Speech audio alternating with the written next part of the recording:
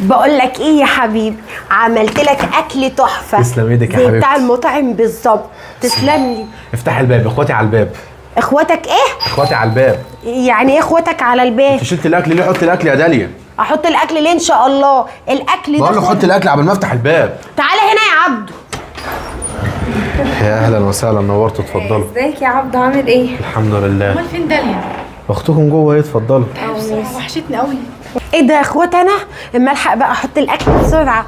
اتفضلوا. ندوشه شموسه حبيبتي، تعالي يا روح قلبي.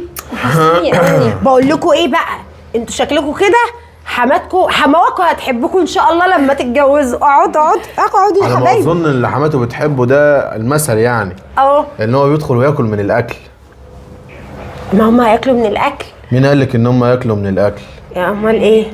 امال ايه؟ مالوش داعي، خلاص مش جعانين. عادي احنا مش جعانين خلاص. طب كويس ان انتوا جايين مش جعانين واكلين في بيتكم. الحمد لله. هو في حاجه يا عبدو بتتكلم؟ في حاجه. في ايه؟ فين اختك الهانم؟ الباب خبط، فبقول لها اخواتي على الباب. بس انا بحبكم وبحترمكم وبعتبركم زي اخواتي بالظبط. فراحت شايله الصينيه بتاع الاكل من قدام اخواتي. فانتوا بقى اعذروني، يعني انا اسف. لا انتوا مش احسن من اخواتي. ليك حق طبعا. طبعا ما كانش صح يا داليا اللي انت عملتيه ده. في ايه يا داليا؟ هم يعني في ايه؟ في ان هي واحده ناقصه وجعانه، صلى على النبي. مش هقول طالعه من بيت جعان، لان انت اخوك راجل محترم وانا بحترمه. اخس عليك يا داليا، اخس كده. هو كسفانه. ايوه انا ما بحبش اخواتك. ليه؟ خلاص هو يا كده. داليا وانا بقى المعامله بالمثل، وطالما انت مش هتحب اخواتي انا مش هحب اخواتك. وانا اخواتي كانوا عملوا لك ايه؟ وانا اخواتي على كانوا الاقل عملوا لك اخواتي إيه؟ بيعاملوك احسن معامله، لكن انت اخواتك طول الوقت انا بيكلموني اخوات وحش. احسن واشرف من اي حد.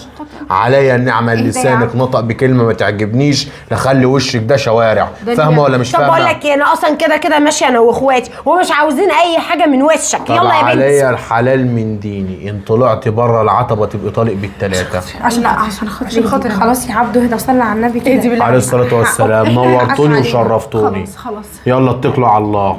معلش عشان خاطر يلا. احنا نروح لاخوك يا عم. يعني ينفع ان انت تمشي؟ ايوه ينفع اللي انا عملته يعني ومشيته. ازاي يعني؟ ده اقل حاجه كنت ممكن اعملها، ما رضيتش اقل منك ولا مد ايدي عليك قدامهم. خش بقى ترزي في اوضتك علشان انا جعان يا بيبي. يلا يا بت. ماشي يا عبدو. قله ادب وقله كرامه، لما انتوا ناقصين ربايه جايين تتجوزوا ليه وتقرفونا احنا؟ مش عارفه. تعالى بقى، شوف اختك فضحتنا وخلت رقبتنا قد السمسمه. فضحت واتطردنا من بيتها بسبب اسلوبها ومعاملتها مع مين اللي طردكم؟ جوزها. ليه ان شاء الله؟ علشان هي بصراحه ما تربتش. وقبل ما تنفعل هو عنده حق. ليه عملت ايه؟ احنا رحنا خبطنا على الباب وكنا عايزين نقعد معاها شويه، وكانت حاطه صينيه الاكل. اول ما لقيتنا داخلين قامت شايله الاكل، كانت مفكرنا اخواته. انتوا بتقولوا ايه؟ انتوا بتتكلموا جد؟ بجد يعني عشان عبده بيعزنا وبيحبنا زي اخواته وقال علينا ان احنا اخواته، تفكرهم اخواته الحقيقيين وتعمل يكسفها كده؟ بجد. انسانه زباله وعايزه تتضرب بالجزمه كمان. ده هي عملت كده؟ فضحتنا. والمشكله ان كانت عماله تقاوح معاه، والا كمان كانت عايزه تسيب له البيت. انا مش عارف اختكم دي طالعه لمين. لا طالعه لك ولا شرانية. طالعه لك. انا مش، هي عايزه تطلق يعني؟ لا انا طبعا. وقفتها بالقوه يا ابني، كانت عايزه تخرج معانا. يعني هو قال لها انت لو عتبتي بره عتبه البيت هطلقك، قالت له كانت هتمشي. لولا ان هي اختك الكبيره كنت قلت لك اديها 50 قلم على وشها. لا انت لازم تروح لعبده وتكسر رقبتها. بنت الجزمه. طب عبده عمل ايه يعني قدامكم كده؟ الدنيا كانت ماشيه بصراحه ازاي؟ انا هو- اتفرجت. وانا إيه؟ كمان هو ما عرفتش اتكلم. رد فعله كان ايه طيب؟ قال لها وانا كمان مش هحب اخواتك زي ما انت مش بتحبي اخواتي. طبعا. ومش هياكلوا، وتفضلوا يلا من غير ما ترد. خرب، ده موقف زباله وطردكم ومشاكم. حقه والله، انا لو مكانه مش هيكفيني. انا بس عارفه ان هو مش قصده، بس بصراحه هو حقه يعمل اكتر من كده كمان يا اخويا. اكيد طبعا. أكيد. برضه هم اخواته ولحمه ودمه برضه. طب ليه تعمل كده؟ ده المفروض تحب اخوات جوزها عشان بتحب جوزها. تقدر تتكلم كتير ما تروح وبعدين بتبص للاكل، دي عفانة بطن اللي يبص للاكل. هي مش موضوع دناوة. مش موضوع- دي جعانة. مش موضوع اكل يا حبيبتي. انت عارفه اختك لسانها طول كده طول عمرها، بس انا بقى هقطعه لها من الاخر. فاهمه؟ انا رايح لها واما اشوف الحوار ده هيدور على ايه. اللي بالخفره تضرب. ايوه. ايه ده؟ ايه اللي انت عملتيه ده؟ ايه اللي انت عملتيه مع جوزك ده؟ حلو كده لما ترى ده اخواتك قدام عينك واقل من اخواتك كده وانت واقفه مبسوطه؟ انت هتبطلي اللي فيكي ده امتى؟ ده انا 100 مره اقول لك لسانك تقصريه، لمي لسانك وعيب انت مش صغيره، ده انت اخواتك الصغيرين فاهمين عنك في الاصول. يا بنتي انت عايزه ايه؟ انت بتقوم تمد ايدك عليا يا علي بدل ما انت اللي تيجي تاخد حقي. تاخد حق من مين؟ تعمل معايا كده. تاخد حقك من مين؟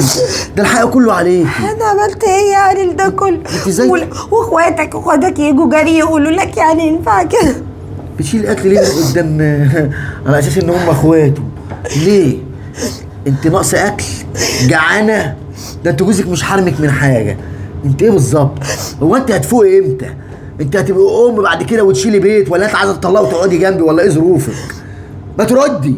خلاص انا اسفه. اسفه على ايه؟ انا غلطه. طب واخواتك دول اللي اتهزقوا ببيتك اسفه على ايه ولا ايه؟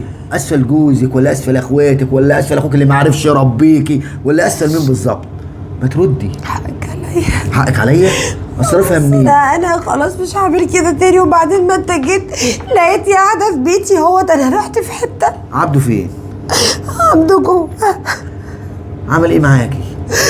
عملش حاجه. قسما اتخانق بالله. معايا وقال لي لو مشيتي من البيت ده تبقي طالق بالتلاته. بس. فانا قعدت. ايوه انا لو منه بس بقى في الاوضه جوه ما كسر عظمك بيكلمنيش. في لحمك. قافل الباب على نفسه ومش فاضي يكلمني. حقه.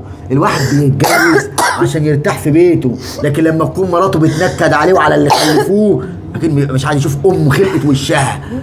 مرتاحه كده؟ هو انت مرتاحه؟ بتتخانق معايا ليه؟ طب تعالى بقى انت شوفه بالله عليك. انا اللي اشوفه؟ انا اللي اشوفه؟ مش انت اللي غلطتي؟ يبقى انت اللي تحلي. انا جاي اربيك انت، انا مالي ومال جوزك. العيب فعلا عليا. انا لو كنت قرصت عليكي اكتر من كده كنت عرفت اربيكي، بس العيب كان على امك، هي اللي دلعتك عشان الكبيره. بس من هنا ورايح اقسم بالله ما هضربك الا بالجزمه على دماغك، واما ربيتك هبقول ان انا مش راجل. سامعاني؟ سامعه؟ ماشي طيب خلاص. اسمعي اللي انا هقوله بالحرف الواحد. هتخش جوه لجوزك وهتقولوا ان انا جيت عشان انا ماليش وش ابص له.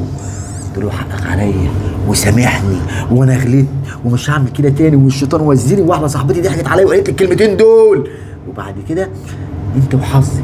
سامحك كان بها، ما سامحكيش هتجيلي بقى، وانا اللي هربي امك، هعلمك ازاي تبقي بني ادمه تشيل مسؤوليه. سامعاني؟ يلا قول. طب انت اللي عملته ده، انا برضه غلطانه اللي انا عملته ده.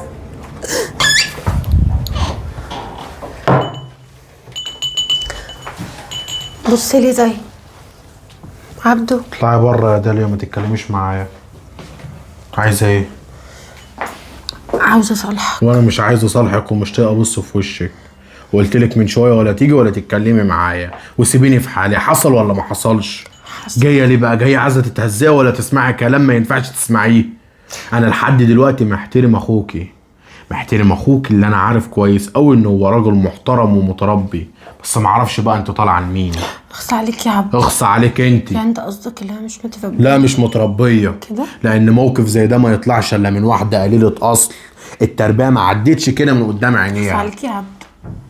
طب بص هقول لك على حاجه. قولي لي على حاجه. عاوزه اقول لك ان انا اسفه وحقك على راسي. عبده انت عارف اللي انت روح قلبي. ايوه انت عارف ان انا غلطانه. لا ما هو مش انت عارف ان انا مجنونه؟ ده هو انا عملت كده معلش والله ساعة شيطان. لا وبعدين انا بقى ساعة شيطان ساعة ابليس، ولا تبوس على دماغ ولا تبوس على طب ايد، ايدك ولا على دماغ ولا على ايدين يا داليا. الموضوع بالنسبه لي منتهي وخلصان. طب خلي بقى، كان اخواتي فعلا اللي كانوا على الباب ودخلوا لقيتي شايله الاكل، كان هيبقى منظرك ومنظري ومنظرهم قدام بعض كده قدام نفسنا كان هيبقى عامل ازاي؟ تقدري توصفي لي كده اللي كان هيحصل؟ معلش انا اسف. لا مش معلش.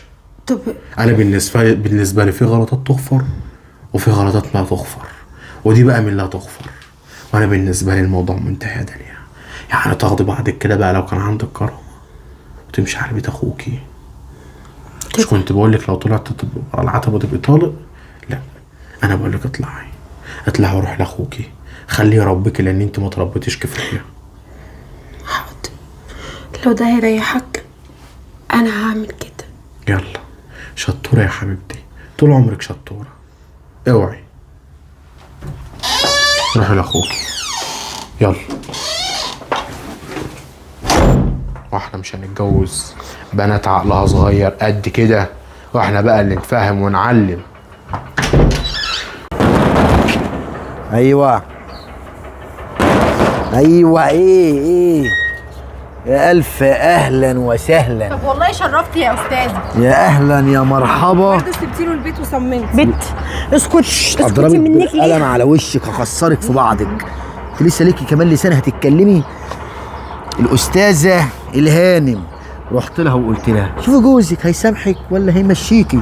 شكله كده مشيكي، وبصراحه لو كان قعدك كنت هغلطه وكنت اقول عليه مش راجل. ده فعلا راجل بجد، بس غلط ان هو ساب لك حاجه واحده بس، انه ما كسركيش. مش عارف جيتي ازاي على رجليكي. بالظبط، اخوكي عنده حق. ترضي كده ان اخواتك يطردوا من بيتك؟ عادي، لا بالنسبه لها عادي، دي واحده قله ادب عادي. والله. شكلنا ايه؟ شكل الله ينتقم منك، حرام عليكي. ما احنا كل قاعدين عشان لقمه. شايف اخواتك الصغيرين. احنا من امتى واحنا بنبص للاكل؟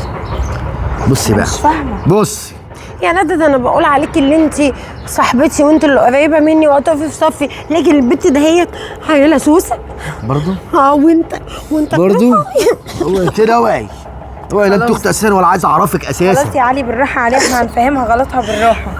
اللي روحي بيت اهلك وبصي انا مش عاوزك. ما انا مش عارف بصراحه اصبر عليكي ازاي لحد النهارده. ايوه والله بصراحه. اقول لك على حاجه، انا قلت لك كلمتين، يا ياخدك يا تيجي اربيكي، وادي انت جيتي.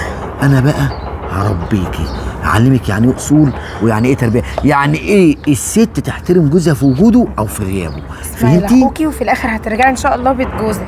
تاخد اختك دي وتدخلها الاوضه، تمام، وتجيبي لي التليفون بتاعها. انا هعلمك ايام اكني بعمل طفله صغيره، هخليكي تكرهي اليوم اللي انت اتولدتي فيه. بالراحه عليها يا علي، خلاص بقى فهمها غلطها بالراحه وخلاص. وانا هضطر اروح ابعت اجيب عبده واشوف الموضوع ده هيرسى على ايه. هنراضيهم على على بعض. حلو ولا على طلاق وتترمي هنا بقى خلاص؟ لا عشان طبعا تعرفي. مش هيبقى ايوه فيها بقى. خراب بيوت. كده كده عبده ابن والله ناس العظيم مهما عملت وهيتفاهم. اسكتي انتي. لازم ادوس عليها المره دي، لو ما دوسش عليها هتقل مننا. بص يا اخويا، عبده ابن ناس ومحترم وهيتفهم الموضوع، بس هي قرصة ودن مش اكتر. وانت خفي شويه يا سوسه. يعني هو انا فرحان ان انا بضربها ولا بعمل؟ هي اختي مهما كان، بس لازم اعلمها الادب عشان لما تكبر وتجيب عيال تعرف تشيل بيت. والله شكلكم انتوا التلاته هتطلعوا ميتين لحد ما اخلص منكم.